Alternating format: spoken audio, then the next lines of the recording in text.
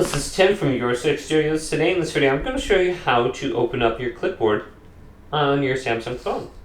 So I can just go here and then paste something I went ahead and copied earlier. So let's go here and just hold down on this. And then I can just select everything. So I can select all, copy. Now this is in my clipboard, you can see it's copied there. I can just hold down on here. And I can see my clipboard options right here. Now sometimes this isn't going to appear on my toolbar because my toolbar doesn't show up. So here's my clipboard right here. We have to turn on the toolbar. So let's go to settings. Scroll on down, general management. Samsung keyboard settings. Toolbar.